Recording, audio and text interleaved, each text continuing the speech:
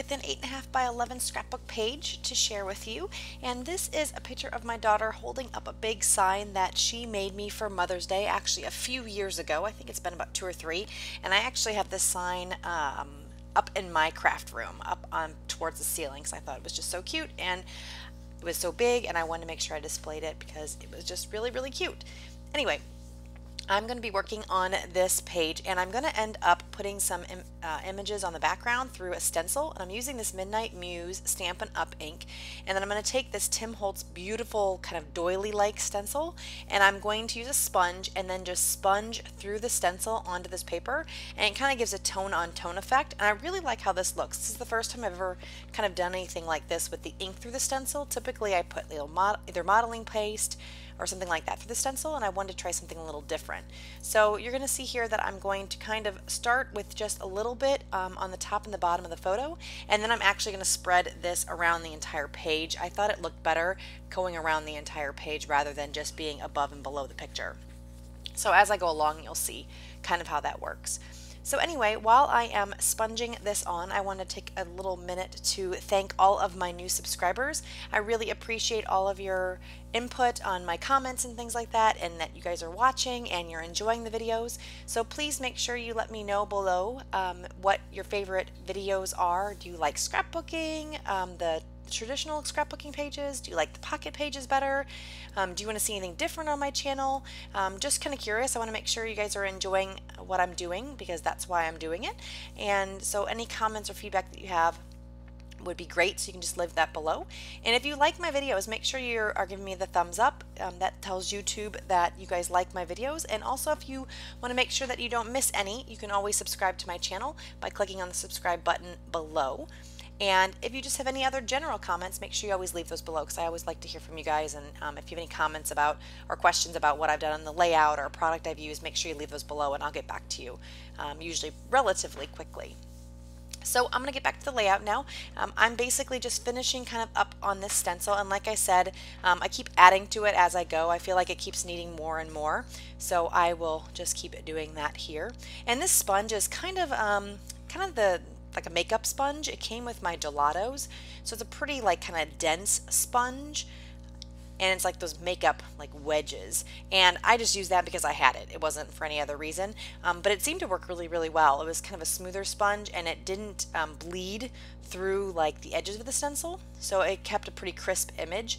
And now I wasn't necessarily trying to have a really crisp image. I kind of wanted it to be a little bit distressed looking, but it ended up working out really well for a really clean image. So if that's what you're going for, this sponge seemed to work. It absorbed just enough of the ink, but like I said, it didn't leave any kind of bleeding around the edges of the stencil.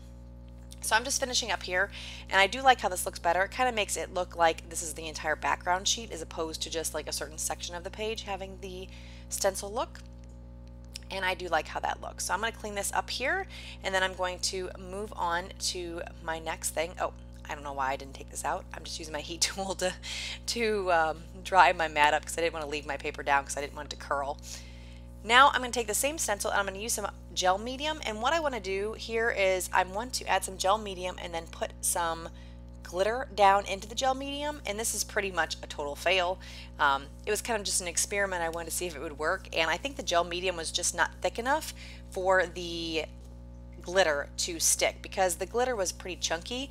It's over there in that bottle right to the right. It was actually glitter my mom had when she was a kid, so it's this really cool kind of tinsely, old-fashioned kind of looking glitter, and I really thought that would look cool on this page, and it did look neat when it was sitting here, but as you'll see at the very, very end, when I go to move my page, pretty much all of it falls off.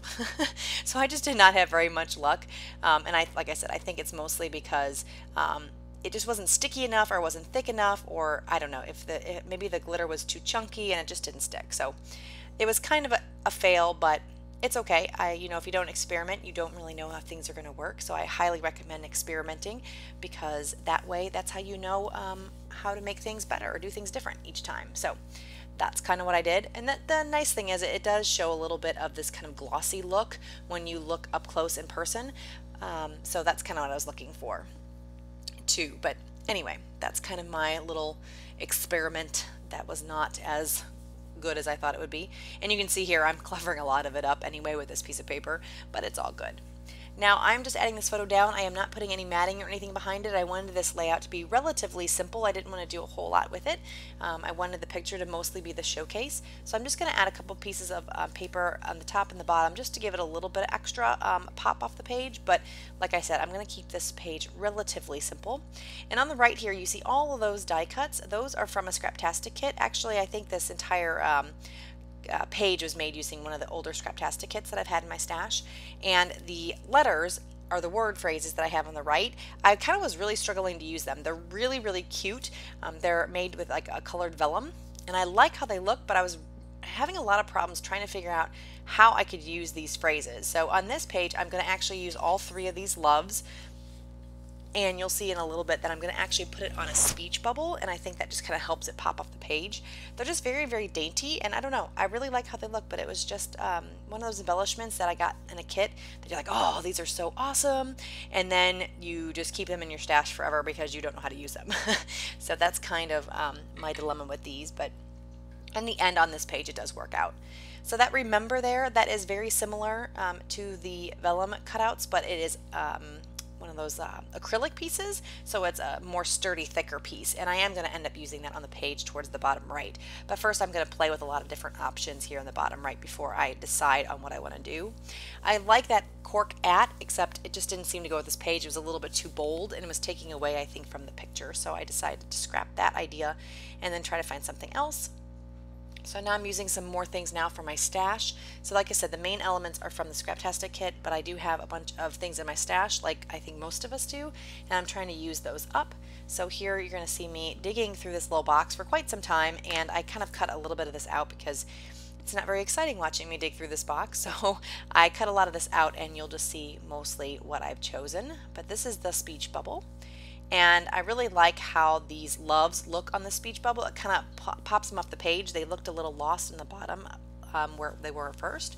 And I just kind of like that this has like kind of a place, and I like that this is a speech bubble that can go with this because it's kind of like my daughter saying, I love you, Mom. And I think I mentioned this is from Mother's Day a couple years ago. This tag I wanted to use, but it just didn't seem to work out right once I put the speech bubble back, so I'm going to remove that tag. And the little butterfly is a punch out that I punched from some scrapbook paper. Remember, it's going to go right there. That other butterfly in the bottom right is also another punch out. And then I have this little phrase sticker that says, these are the best of days. And I thought that was appropriate for this picture. And I am popping that butterfly up just a little bit, so I just kind of folded it in half and only put glue down the center, and that's kind of how I pop it up. If you want to keep it popped up, because once you put in a page protector it sometimes flattens, you can add a little bit of foam, and then that will help on the wings to keep it popped up. So I'm just going to be using just a little bit of liquid glue to get these little loves to stay down, and then I have this big speech bubble, and because it's vellum I don't want to add glue to it because I don't want to see the glue. So you're going to see here in a minute I'm going to staple that speech bubble to that piece of paper. And I'm kind of taking these and layering them on top of each other just ever so slightly, and I think that works well because it is the vellum. And with the vellum, when you kind of layer it, just kind of makes some cool look. It makes a cool look because you have that like stacking of the translucent items. So here I'm just going to staple this on, and I think that is pretty much it for this layout. I'm going to show you some close-ups here in just a few minutes once I get done stapling it. The staples I am going to put in, I think, oh there you see, I'm making the glitter mostly fall off. I think at the staples I do put in a crisscross fashion, and I like how that looks. And I am just going to finish up here and show you some close-ups so you can kind of see what that glitter looks like in the background just a bit better. So I'm just kind of taking one last look at it before I say, yep, I'm done. And here you go. There's the crisscross staples, and you can kind of see I add some staples to the butterfly, and the little bit of glitter is still there, so it works. But like I said, it's pretty minimal, and I do end up really liking how this turns out. Thank you guys so much for joining me, and I will see you guys again next time. Bye!